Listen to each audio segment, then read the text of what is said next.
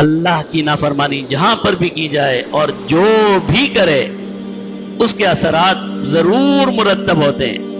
آپ اور میں یہ نہیں کہہ سکتے کہ میں نے گناہ کیا اور اس کا کوئی اثر نہیں آیا، ہمیں وہ اثر نظر نہیں آتا یا ہم اسے دیکھنا نہیں چاہتے۔ بھئی یہ اثرات کم ہیں کہ ہم میں سے ہر شخص پریشان ہے، نعوذ باللہ۔ بھئی اللہ نے سب کچھ دیا ہوا ہے، کھانا آپ کے پاس، پینا آپ کے پاس، لباس آپ کے پاس، ہزارہ افرادوں سے آپ کی زندگی بہتر ہے، لیکن پریشانی ہے کہ کم ہو ہی نہیں رہی، بے چینی ہے کہ ختم ہو ہی نہیں رہی۔ باپ کا گناہ تھا اور اس کا اثر کہاں پر آ رہا ہے؟ اولاد میں۔ کبھی کبھی باپ کی نیکی کا اثر اولاد میں آتا ہے۔ آپ یہ نہ سمجھیں کہ یہ گناہ صرف ہمارے ساتھ دفن ہو جاتا ہے، یہ نسل در نسل چلتے ہیں اگر توبہ اور تائب نہیں ہوئے، اگر اللہ سے معافی نہیں مانگی۔ آج ہم سب دعا کرتے ہیں اللہ ہمارے نسلوں کے ایمانوں کی حفاظت فرما۔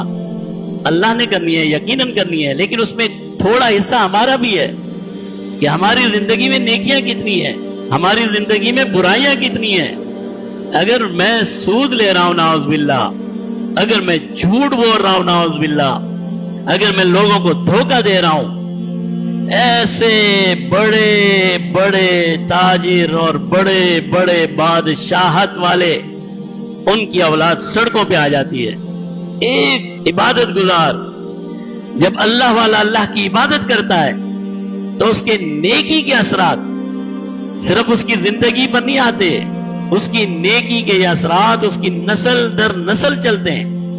اور ایک بدکار اللہ کا نافرمان جب گناہ کرتا ہے تو اس کے گناہ کی غلاظتیں صرف اس تک محدود نہیں رہتی بلکہ نسل در نسل چلتی ہیں۔ اولاد میں تباہی کبھی کبھی والدین، پردادا، چردادا جو بھی تھا اس کے گناہوں کا اثر نیچے تک آتا ہے۔ آج آپ یہ نہ سمجھیں کہ آپ نے صرف اپنے لیے گناہ کیا، آپ نے اپنی نسلوں کی تباہی کا انتظام کیا، نعوذ باللہ۔